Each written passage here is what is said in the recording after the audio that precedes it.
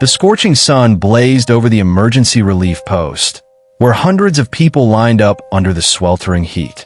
MrBeast, along with his team, had set up a temporary food distribution center in a remote, impoverished area. Large pots filled with rice, vegetables, and bottles of water were handed out to people patiently waiting their turn. Cameras rolled as MrBeast moved from corner to corner, shaking hands with children, smiling at the elderly, and encouraging his team to keep distributing the food. The atmosphere was full of energy, hope, and gratitude. Amidst the crowd, a small barefoot boy in dusty clothes appeared. He was no older than 8, with wide, curious eyes and a nervous yet determined look on his face. "Excuse me, sir," the boy said, gently tugging on MrBeast's shirt. MrBeast turned and crouched down to be at eye level with him. "Hi there. What's your name?" "My name is Bimo," the boy replied softly. "Nice to meet you, Bimo. Are you here to get some food?" Bimo nodded. "Yes, but may I have 2 portions, please?"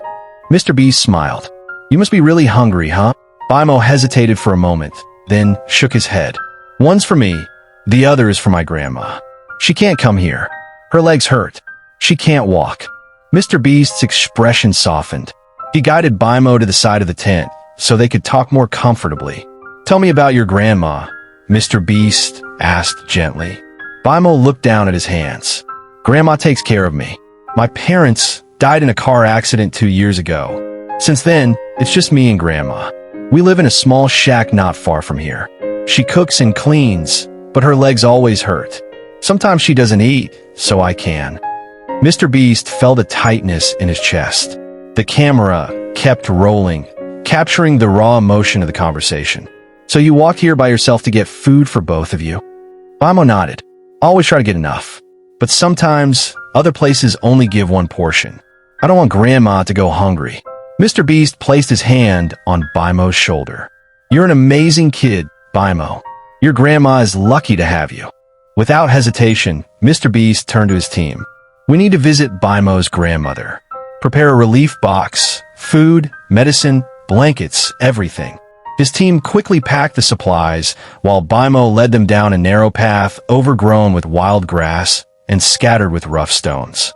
Eventually, they arrived at a small shack with a rusty tin roof and walls made of reclaimed wood and patched tarps. Inside, an elderly woman sat on a worn-out mat, her legs covered by a thin blanket. She tried to rise when she saw the unfamiliar visitors. Bimo rushed to hug her. "This is MrBeast's grandma. He's the one giving out food." MrBeast knelt beside her. "Hello, ma'am. Your grandson is amazing. He told us a lot about you." Her eyes welled up with tears. "I'm sorry I can't stand to greet you. My legs." "You don't need to apologize," MrBeast replied warmly. "We came with help." MrBeast and his team arranged for a doctor to visit the next day. They provided a wheelchair, a new bed, and enough food supplies to last for months. Volunteers repaired their shack, gave them clean clothes, and installed solar-powered lights for the night. Bimo's eyes sparkled as he saw the transformation in their home. That night, MrBeast sat with Bimo and his grandmother, sharing a simple meal together. The cameras were turned off to give them a private moment. "Do you still miss your parents, Bimo?" MrBeast asked gently. Bimo nodded slowly. "Every day. But Grandma says they're watching over us from the sky. So I try to be strong." MrBeast held back tears. He had helped thousands of people, but this moment, this child, touched his heart more deeply than anything ever had. Before leaving, MrBeast promised to send regular aid for Bimo and his grandmother. He also arranged for Bimo to attend school, complete with supplies, uniforms, and transportation. The cameras captured their final hug. Bimo held MrBeast tightly and whispered, "Thank you for seeing us." MrBeast replied, "Thank you for reminding me why I do all of this." As the team drove away from the little shack, it no longer looked fragile. It stood peacefully, glowing with the hope and love shared between a grandson and a grandmother who never gave up. A month had passed. One rainy afternoon, the MrBeast team received a letter, handwritten, slightly damp but still intact. It was from Bimo. To Mr. Beast, Grandma is getting a little better. She laughs more often now, and we eat together every day. I started school last week. My teacher is kind, and I have 2 friends. I showed them the video you made. They said they want to meet you too. Thank you for giving us a chance to dream again. Grandma says you're like an angel sent by my parents from heaven. With love, Bimo. The room was silent as Mr. Beast read the letter aloud. His voice trembled. Of all the millions he had given away, this one-page letter was priceless. Mr. Beast reflected on everything he had experienced during that visit.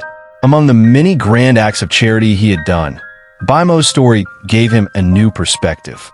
He spoke in his vlog about the importance of looking deeper into every person's story, not just giving, but truly listening.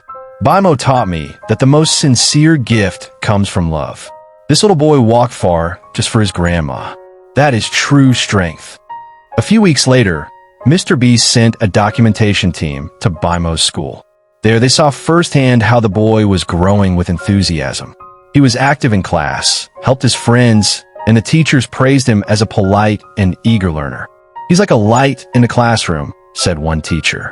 And I know, he wouldn't be here without your help. In a short interview, Bimo said, I want to be a doctor, so I can help people like Grandma, so no one has to be in pain alone. Watching the clip from his studio, Mr. Beast smiled wide. He knew his help didn't just fill stomachs, it ignited hope. A year passed.